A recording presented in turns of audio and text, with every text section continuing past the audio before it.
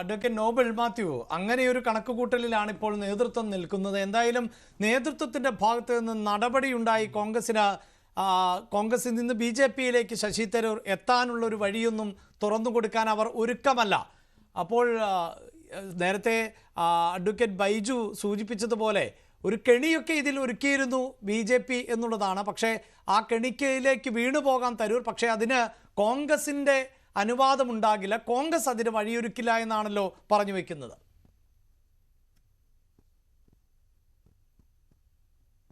അല്ല, ആദ്യമേ പറഞ്ഞിരുന്നത് മോദി ശശി തരൂരിലേക്ക് ഒരു പാലം വിട്ടെന്നാണ് BJP. അത് മാറി ഇപ്പം ശശി തരൂർ BJP-യിലേക്ക് ഒരു പാലം വിടുന്നു എന്നുവരെ ആയിട്ടുണ്ട്. ഇതൊക്കെ നമ്മുടെ രാജ്യത്ത് ഇവിടെ ഭീകരതയ്ക്കെതിരെ ഓപ്പറേഷൻ സിന്ദൂർ നടത്തി.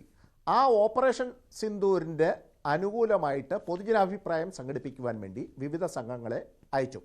നമ്മുടെ ജനാധിപത്യ ക്രമത്തിൽ ലെജിസ്ലേച്ചർ, എക്സിക്യൂട്ടീവ്, ജുഡീഷ്യറി, അതിലൊക്കെ അപ്പുറമാണ് ഒരു പൊതുജനാഭിപ്രായം. ആഗോളതലത്തിലും ഒരു പൊതുജനാഭിപ്രായമുണ്ട്. അപ്പോൾ ഭീകരതയ്ക്കെതിരെയുള്ള പൊതുജനാഭിപ്രായത്തിനാണ് നമ്മുടെ ഭാരതത്തിലെ 26 സ്ത്രീകളുടെ സിന്ദൂരം വായിച്ച ആ ഭീകരതയ്ക്കെതിരെയുള്ള പൊതുജനാഭിപ്രായം സംഘടിപ്പിക്കുവാൻ ആണ് നമ്മൾ ആൾക്കാരെ വിദേശത്തേക്ക് വിട്ടിരിക്കുന്നത്. ആ പൊതുജനാഭിപ്രായം സംഘടിപ്പിക്കുന്നതിൽ ശശി തരൂർ നല്ല രീതിയിൽ തന്നെ വിജയിച്ചിട്ടുണ്ട്. മറ്റെല്ലാ കൂടെ പോയ ശശി തരൂർ മാത്രമല്ല, കനിമൊഴി വിജയിച്ചിട്ടുണ്ട്. ആ കനിമൊഴി മാത്രമല്ല, ഗുലാം നബി ആസാദ്, അങ്ങനെയുള്ള എല്ലാവരും, ഈവൻ ഉവൈസി വരെ ആ കാര്യത്തിലൊക്കെ വിജയിച്ചിട്ടുണ്ട് എന്നുള്ള കാര്യത്തിൽ സംശയമില്ല.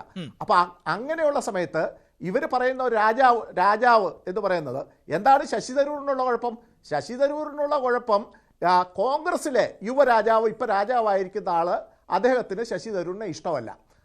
അദ്ദേഹത്തിന് ഇഷ്ടമല്ലാത്തതുകൊണ്ട് അദ്ദേഹം കോൺഗ്രസിൻ്റെ പ്രസിഡന്റ് ആയിട്ടില്ല.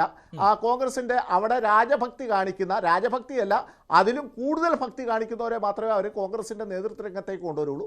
ഈ കാര്യത്തിലൊക്കെ ശശി തരൂരിന് വ്യത്യസ്തമായ അഭിപ്രായം ഉണ്ടായിരിക്കും. ഞാൻ ഏതായാലും ശശി തരൂരിന്, ഞങ്ങളാരും ശശി തരൂരിൻ്റെ വക്കീലാകാൻ പോകുന്നില്ല.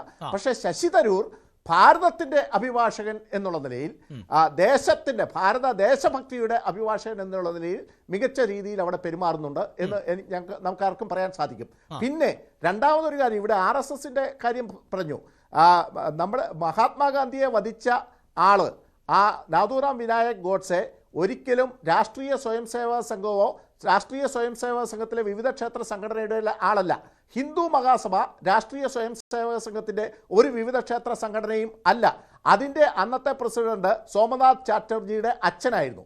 ആ സോമനാഥ് ചാറ്റർജിയുടെ അച്ഛൻ ചാറ്റർജിയെ മഹാത്മാഗാന്ധിയുടെ വധശേഷം നടന്ന തെരഞ്ഞെടുപ്പിൽ കൽക്കട്ടയിലെ ഹൂബ്ലി എന്ന മണ്ഡലത്തിൽ ഒറ്റയ്ക്ക് ആരും എതിർപ്പില്ലാതെ തിരഞ്ഞെടുക്കാൻ അതിന് നേതൃത്വം നൽകിയത് കോൺഗ്രസ് ആണ്. അന്ന് ഞങ്ങളുടെ ജനസംഘമൊന്നും അവിടെ ഇല്ല, ജനസംഘം അതിനെതിരാണ്. അപ്പോൾ ആ കാര്യം ഒന്നോർക്കണം. അതുമല്ല, ഇത് സംബന്ധിച്ച് സുപ്രീം കോടതിയും ഹൈക്കോടതിയും അന്വേഷിച്ച കമ്മീഷനുള്ളത്. ആ കമ്മീഷന് മഹാത്മാഗാന്ധിയുടെ വധത്തിൽ വ്യക്തമാക്കിയിട്ടുള്ളതാണ്. അതോടൊപ്പം തന്നെ ജസ്റ്റിസ് സുപ്രീം കോടതി ജഡ്ജിയായ ജസ്റ്റിസ് KP തോമസ്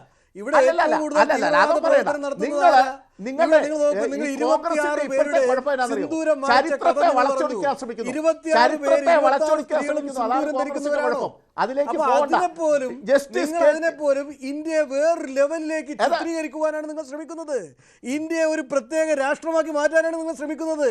അത് നടപ്പില്ല എന്നാണ് കോൺഗ്രസ് പറയുന്നത്. കോൺഗ്രസ് പറയുന്നത് ഇന്ത്യ മതമുള്ളവരും മതമില്ലാത്തവരും വ്യത്യസ്ത മതമുള്ളവർക്ക് ജീവിക്കുവാനുള്ള ഒരു വിശാലമായ പ്രദേശമാണ്. അവിടെ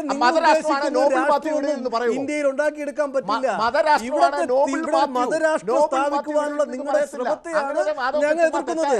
ആ മതരാഷ്ട്രം സ്ഥാപിക്കുവാനുള്ള നിങ്ങളുടെ ശ്രമത്തിന് ഒരു വെള്ളം പൂശുവാൻ തരൂരിനെ പോലെയുള്ളവരുടെ ഫേസ് ഉപയോഗിക്കുന്നതിനെയാണ് ഞങ്ങൾ എതിർക്കുന്നത്. മതരാഷ്ട്രമല്ല ഇന്ത്യയും പാകിസ്ഥാൻ.